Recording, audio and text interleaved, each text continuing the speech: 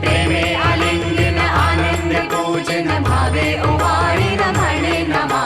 त्वमेव माता पिता त्वमेव त्वमेव बंधु सखा त्वमेव त्वमेव विद्या द्रव्यं त्वमेव त्वमेव सर्वं मम देव देव।